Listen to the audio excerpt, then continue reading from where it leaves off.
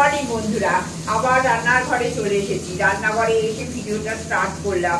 না করলে না মনটা একটু কেমন কেমন লাগে, ভয় ভয় লাগে যে আমি তাহলে বন্ধুদের সঙ্গে কালকে কি ভিডিওটা শেয়ার করবো। মনে মনে ভাবি ছাদ থেকে করতেই আমি বেশি স্বাচ্ছন্দ্য বোধ করি, কিন্তু ঠিক আছে, আমরা তো সংসারী লোক। হ্যাঁ, যেখানে থাকি সেখান থেকেই আরম্ভ করতে বেশি ভালো লাগে আর কি। তা যাই হোক, লাইফস্টাইল উইথ টিঙ্কুর পক্ষ থেকে তোমাদের সবাইকে স্বাগত জানাচ্ছি। তোমরা খুব ভালো থেকো। আর একটু একটু ঠান্ডা পড়েছে, বলবো না খুব বেশি ঠান্ডা পড়েছে, তবে দাদা বলছিল যে নিউজে নাকি দেখেছে যে বৃহস্পতিবার থেকে একদম ক্লিয়ার আকাশ থাকবে আর ঠান্ডাটা আস্তে আস্তে পড়বে। যাই হোক, আমার ব্ল্যাঙ্কেটের কভার ফভার সব পরানো হয়ে গেছে, দেখিয়েও দেবো। খুব ভালো হয়েছে গো ব্ল্যাঙ্কেটের কভারটা, কিন্তু আমাদের কমফোর্টারের যে স্কাই কালার যে কভারটা কিনেছিলাম সেই কভারটা ভীষণ বড় হয়েছে, ওটা আবার চেঞ্জ করতে হবে জানো। তা আজকে বোধহয় নিতেও আসবে, অনলাইনে কেনা তো এটাই একটু সুবিধে। তা যাই হোক, আমার একটা পছন্দ করে রেখেছি, সেইটা আবার আনবো। ভীষণ বড় হয়ে গেছে কভারটা।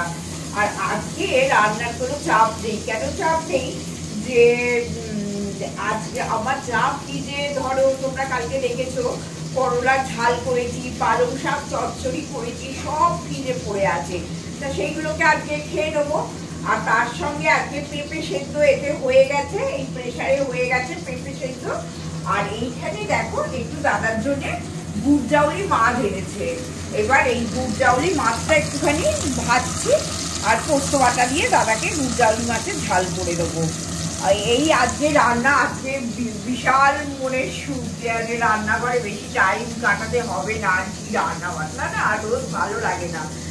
আর যাই হোক, সে তো করতেই হবে, ভালো লাগবে না লাগে না বললে তো আর হবে না। ঠিক আছে, তবে একটা খুব ইচ্ছা আছে জানো, একটা তোমাদের কেক করে দেখাবো। কেক বলতে নর্মাল কেক নয়, একটা জলের ভাপা কেক ইচ্ছে আছে। যদি আমি সময় করতে পারি, সারাদিনে যখনই হোক আমি ওই রেসিপিটা করার চেষ্টা করব, আর তোমাদের সঙ্গে সেটা আমি শেয়ার করবো। যেহেতু আজ রান্না বান্নাগুলো কম, তাড়াতাড়ি করে রাত্রিটা করে নিই, তাড়াতাড়ি করে ঘরগুলো পরিষ্কার করে নিই, অনেকটা হাতে সময় থাকবে। তা ইচ্ছাকে ওটা ধরে ধরে একটু তোমাদের সঙ্গে শেয়ার করবো।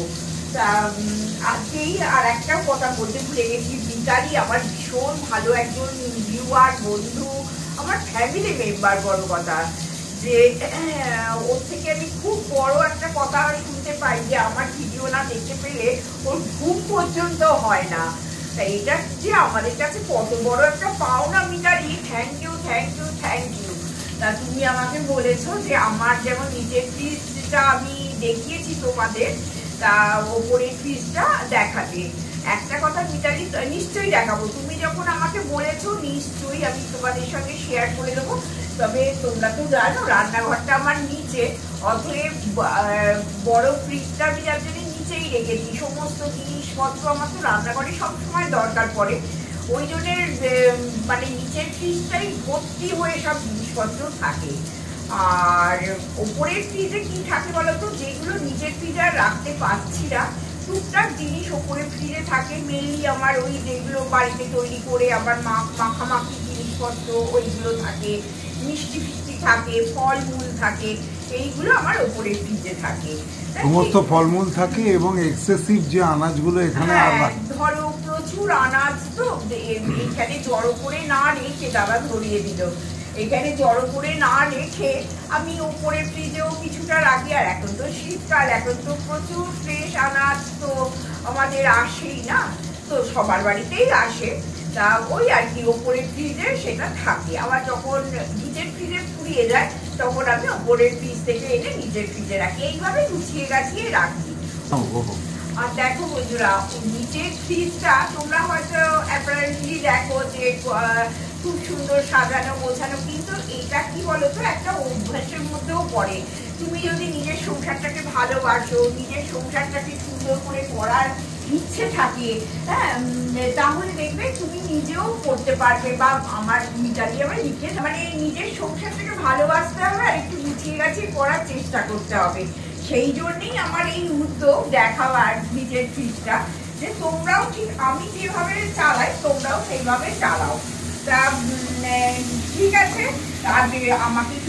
আমি কিন্তু আরো কমেন্ট আশা করেছিলাম আমার ফ্রিজ অ্যারেঞ্জমেন্ট করে না, আমাদের রূপন ভাই বলেছেন সেটা আমি ভেবেছিলাম যে অনেক বেশি কমেন্ট পাবো তোমাদের থেকে। আর রূপম বলেছে, আমি পুরো হয়ে গেছি দেখে ফ্রিজটা যে এইভাবেও রাখা সম্ভব। Thank you so much Rupam, ভীষণ ভালো থেকো আর এইভাবেই আমাদের সঙ্গে থেকো। হ্যাঁ, থ্যাংক ইউ রূপন ভাই, আপনার এই লেখাটা আমাদের অনেকটা স্পর্শ করেছে। ভীষণ একটা অ্যাপ্রিসিয়েশন তো আছেই, কিন্তু তার সঙ্গে এই অ্যাপ্রিসিয়েশনটা আমরা কিন্তু সবার কাছে পাই না। সবাই দেখে চুপ করে থাকে এবং তাদের মনের মধ্যে নানা রকম রিয়াকশান ইত্যাদি, সেগুলোর প্রসঙ্গে আমি যাচ্ছি না। কিন্তু আমার যেটা ভালো লেগেছে, আপনি খুব ঐকান্তিকভাবে বলেছেন এত কিছুও সম্ভব। তবে হ্যাঁ, এর থেকে একটা প্রচ্ছন্ন ইঙ্গিত আছে। ইঙ্গিতটা এই যে যদি ফ্রিজটা বড় হয় সেখানে গুছিয়ে রাখার উপায় আছে। দেখুন, আজকে মহিলাদেরই বলুন আর পুরুষদেরই বলুন, পরিশ্রমটা একটা অভ্যাস, জায়গার জিনিস জায়গায় রাখাটা একটা অভ্যাস। আমি খুব ইনডিসিপ্লিন ছিলাম ইয়াং বয়সে, এবং আমি ইঞ্জিনিয়ারিং পড়াশুনো, চাকরি বাকরি এবং সব কিছুর সাথে সাথে যখন আস্তে আস্তে বিয়ে থা করি, তারপর থেকে কিন্তু বৌদি আমাকে ডিসিপ্লিন করেছে। আমার এখন অভ্যাস হয়ে গেছে, যদি দেখা যায় ঘরে ঢুকতে গিয়ে আমার থেকে বেশি ডিসিপ্লিন হয়ে গেছে না, ঘরে ঢুকতে গিয়ে দেখা গেল পাপোসটা সামান্য বেঁকে আছে, হয়তো 2 মিলিমিটারে, একদম চুল মতন, কিন্তু মনের মধ্যে একটা এমন অশান্তি হয়, ইস এটা এত বিচ্ছিরিভাবে পড়ে আছে, it should be discipline. So এটা একটা অভ্যাস। আমার বলার বক্তব্য, সব ভাই এবং বোনেরা, আমার বউ এবং আমি, আমাদের প্রচেষ্টা হচ্ছে এই যে আমাদের মতন আমরা যে এভাবে থাকি, হ্যাঁ বলতে পারেন আমাদের মেয়ে হচ্ছে, সে তার প্রতিষ্ঠিত, তার টেনশন নেই, হ্যাঁ তার কোনো টেনশন নেই, বাচ্চা মানুষ করার নেই, শুধুমাত্র নাতনি এলে আর নাতনির কাছে থাকলে আমাদের সময়টা কমে যায়। এছাড়া আমাদের হাতে সময় আছে। সময় থাকাটা ঠিক আছে, কিন্তু সময় অনেকেরই আছে, দেখবেন নানা রকম অন্য বিনোদনে তারা যে সময়টা দেন, সেটা যদি নিজের ডিসিপ্লিন লাইফে দেন, সেটা অনেক সুন্দর, প্রাণবন্ত এবং দেখতেও ভালো লাগে, নিজের মনের কাছেও ভালো লাগে, কি একটা আলাদা গুড ফিলিংস হয়, বাহ আমার এই ঘরটা তো বেশ ভালো লাগছে। মুখে বলছি না, কিন্তু নিজের মনটা একটা প্রচ্ছন্ন হয়, দেখবেন মনে গুনগুন করে গান এসে যায়। তো এইগুলো হচ্ছে একটা অভ্যাস। আপনাদের সবাইকে অনুরোধ, আপনারা সবাই চেষ্টা করুন। আমার মিসেস বা আপনাদের দিদি, আপনাদের সবাইকে, শুধু রূপন ভাই, মিতালি দিদি ভাই, তাদের সবাই, এদের নয়, সবাই উদ্দেশ্যে বক্তব্য, আপনারা ডিসিপ্লিন লাইফ ডিল করুন। দেখবেন অন্ধকারে যখন লোডশেডিং হয়ে যাবে, হাত বাড়াবেন, দেখবেন চোখটা বন্ধ করে হাত বাড়াবেন, সেই জিনিসটা পেয়ে যাবেন। এই অভ্যাসটাকে রপ্ত করুন, দেখবেন হয়তো অচিরে আমরা আরো বেটার লাইফ ডিল করতে পারবো। থ্যাংক ইউ দাদা, অনেকটা পড়ে গেছে, কিন্তু শনিবারের আড্ডা নয় আজকে। তাও দাদা এসে আর সামলাতে পারলো না আমার কথা শুনে, নিজেই চলে এলো ক্যামেরায়, এসে আরম্ভ করে দিল। ঠিক আছে চলো, অনেক দেরি হয়েছে, কেকটা ইচ্ছে আছে করার, চলো। জলের ভাপে বন্ধুরা একটা দারুণ তোমাদের কেক রেসিপি আমি দেখাচ্ছি, জানো তো। এগুলো কিন্তু তোমরা করতে পারো, কোনো ওভেন লাগবে না, কিছু না। আমি এমনকি আমার কেক টিনও নেবো না, বাড়িতে থাকা টিফিন কৌটো, বাটি, যাতে পারবে তোমরা সেইগুলো দিয়ে ইউজ করতে পারো। আমি পরপর তোমাদের দেখিয়ে দিচ্ছি, তোমরা করো। আর এখন দেখো শীতকাল, এখন তো আমাদের কেক টেক এগুলো খেতে ইচ্ছেই হয়, আর একদম খাটুনি না খেটে করা আর কি। তা ছোট্ট করে তোমাদের দেখিয়ে দিচ্ছি। এই দেখো, এইখানে আমি একটুখানি এই যে ছানা নিয়েছি, ওই 1 কাপের মতো ধরো ছানা। হ্যাঁ, এই আমি পুরো মাপটা তোমাদের দেখিয়ে দিচ্ছি। এই দেখো, এইটা 1 কাপের মতো আমি ছানা নিলাম।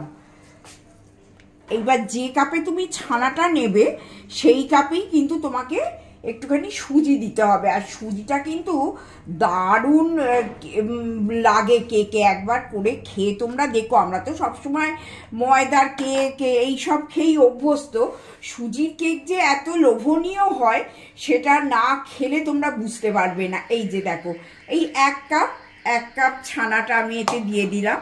আচ্ছা, বড় কাপেরই করছি, যাতে বেশ অনেক দিন আমরা খেতে পারি ফ্রিজে রেখে রেখে।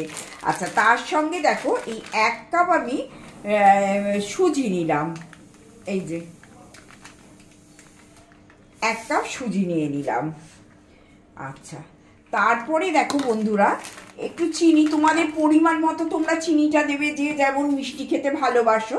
হ্যাঁ, তা 1 কাপের কম আমি একটু এতে চিনি দিয়ে দিলাম। 1 কাপের কম আমি এটা একটু চিনি দিয়ে দিলাম। আর তার সঙ্গে বন্ধুরা একটুখানি দেখো ছোট এলাচের গুঁড়ো, এই মানে এলাচ এর মধ্যে আমি দিয়ে দিলাম। আর তার সঙ্গে আমি দিলাম এই যে দেখো একটুখানি 1/2 চামচের মতো বেকিং সোডা। এটা এই যে বেশি কিন্তু না পড়ে, তাহলে কিন্তু কেকগুলো ভেঙে যাওয়ার চান্সেস থাকে। বেকিং সোডা দিয়ে দিলাম। আর এতে একটু বেকিং পাউডারও আমি দিয়ে দেব। এই যে বেকিং পাউডারও আমি দিয়ে দেবো এতে। হ্যাঁ, এই যে 1 চামচ বেকিং পাউডার দিয়ে দিলাম। এর বেশি কিন্তু দেবে না, কারণ এটা মানে গুঁড়ো গুঁড়ো হয়ে ভেঙে যাওয়ার চান্সেস থাকে। তোমার চামচটা ছোট। হ্যাঁ, আমার দেখো এই চামচে, কিন্তু আমি নিইনি, ওর মধ্যে আছে বলে ছোট চামচে দিয়েছি। আচ্ছা, এরপরে কি করব দেখো, একটু দুধ নেব। হ্যাঁ, রুম টেম্পারেচারে থাকা দুধ নেব। এবার সেই দুধটা কি করব দেখো, এই যে এক কাপ এই দুধ নিলাম। এবার দুধ নিয়ে আমি এর মধ্যে দিয়ে দিলাম। দেবার পর এইটাকে আমি একটুখানি গ্রাইন্ডারে বেটে নেব। নিয়ে তারপরে কনসিস্টেন্সিটা তোমাদের আমি দেখিয়ে দেব যে কেমন কনসিস্টেন্সিতে বাটা হবে। আমার মনে হচ্ছে যে আরেকটু দুধ লাগবে।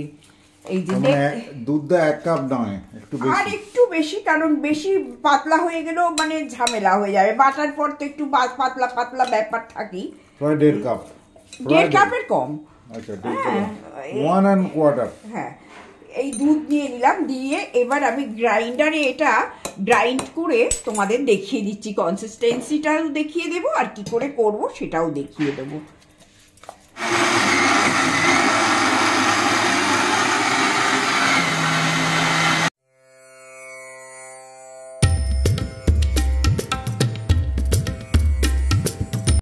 এরপরে বন্ধুরা অল্প করে আমি একটু সাদা তেল দিয়ে দেবো। তোমরা বাটার গুলিও দিতে পারো, আমি সাদা তেলেই করছি। দেখো কতটা দিলাম।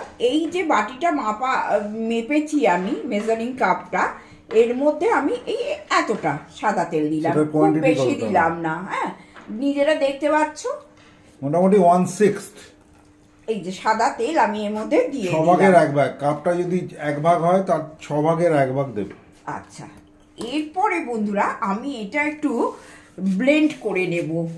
তোমরা যদি তোমাদের ব্লেন্ডার না থাকে তাহলেও কোনো অসুবিধে নেই, একটু বেশি সময় লাগবে। তোমরা এই হ্যান্ড হুইক্স দিয়ে তোমরা একটু 3 মিনিটের মতো একটু ঘুরিয়ে নিতে পারো। চলো আমি একটু এটা ব্লেন্ডারটা করে নিই।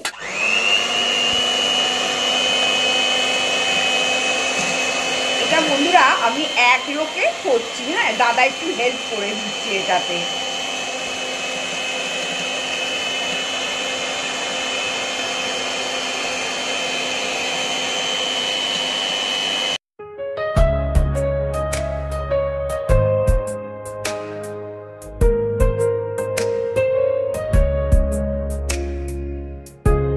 আমি একদম বন্ধুরা ঘরে থাকা জিনিস দিয়ে, বাটি দিয়ে আমি এটা তোমাদের সঙ্গে শেয়ার করে দিচ্ছি, যাতে আমার প্রত্যেকটা বন্ধু করতে পারো। অল্প একটু দেখো অয়েল ব্রাশ আমি এতে করে নেব। হ্যাঁ, এইবার এই যে অয়েল ব্রাশ আমি করে নিলাম, যাতে কেকটা খুব ভালো করে ডিমোল্ড করা যায়। আচ্ছা, এইটা হলো। এরপরে বন্ধুরা দেখো আমি এখানে একটু বাটার পেপার নিয়েছি। এই যে বাটার পেপার, তোমরা এমনি সাধারণ পেপারও নিতে পারো। সাদা হলে, টিস্যু পেপার হলেও হবে, যে কোনো পেপার তোমরা নিয়ে নিতে পারো। আমার বাড়িতে বাটার পেপার ছিল বলে আমি জাস্ট বাটার পেপারটা দিয়ে দিলাম। আচ্ছা, এরপরে বন্ধুরা দেখো এইখানে আমার কিন্তু জল ফুটে গেছে।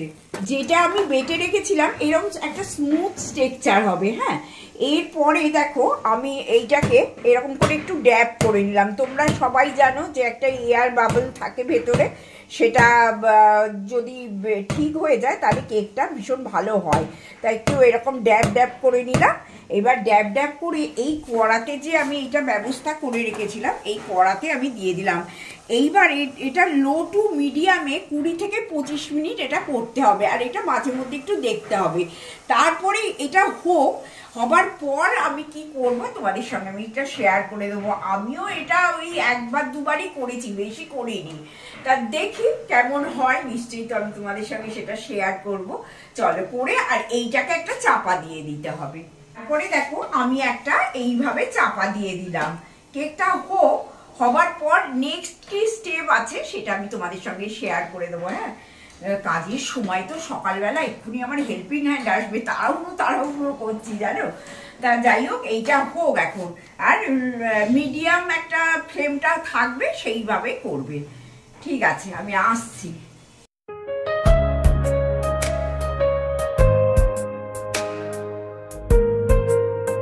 এই যে ভাপা কেক একদম রেডি, দেখেছো?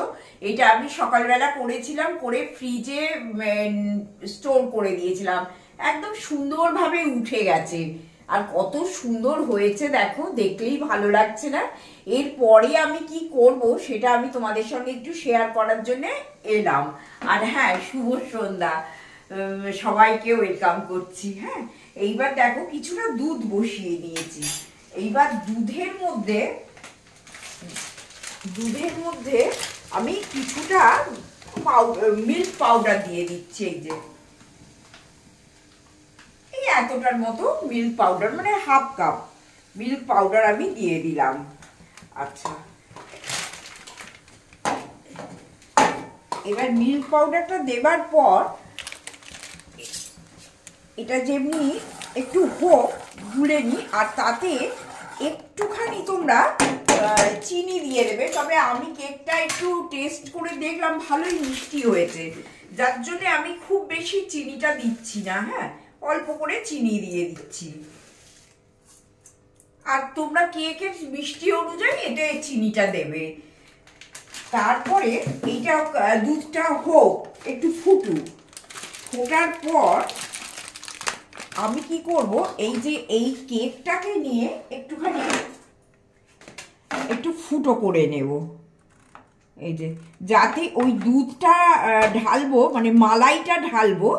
মালাই কেক বলতে পারো এটাকে, ভাপা কেক বলতে পারো। ভীষণ সুন্দর, এই ডিসেম্বরে করে খেয়েও দারুণ লাগবে। আর শীতে তো আমরা এইসব খেতে ভালোই বাসি, বলো?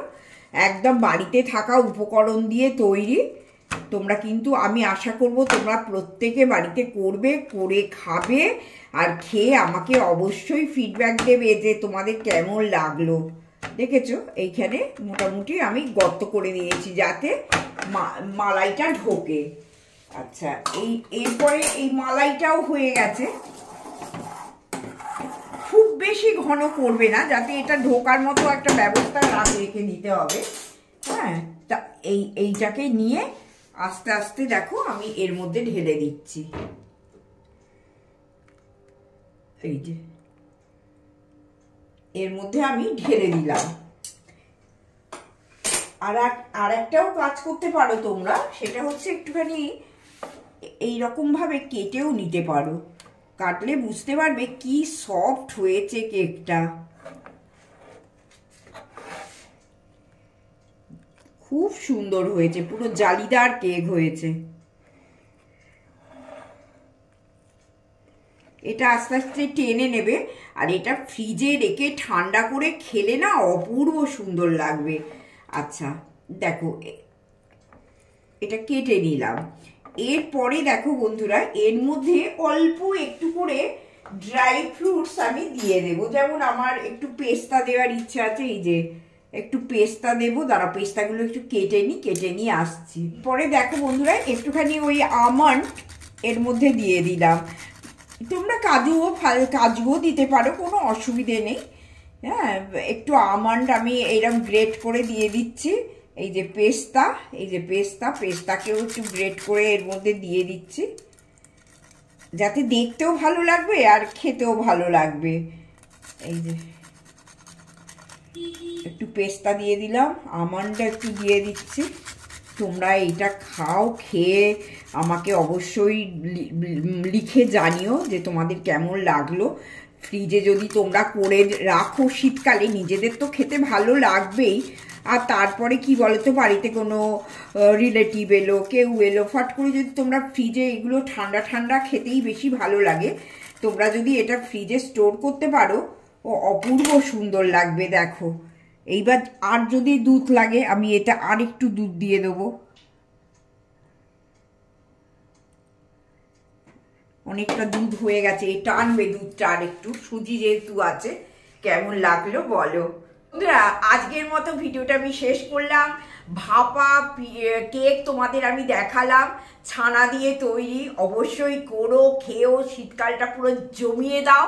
আর প্লিজ সাবস্ক্রাইব করতে ভুলো না, কমেন্ট করতে ভুলো না, আর লাইক অবশ্যই করো। আজকে একটা দুর্দান্ত রেসিপি দিয়েছি, যার জন্য আজকে আমি সবার থেকে কমেন্ট আশা করছি। টাটা। আর হ্যাঁ, ভুলে যেও না, সাবস্ক্রাইবটা কিন্তু করো। হ্যাঁ।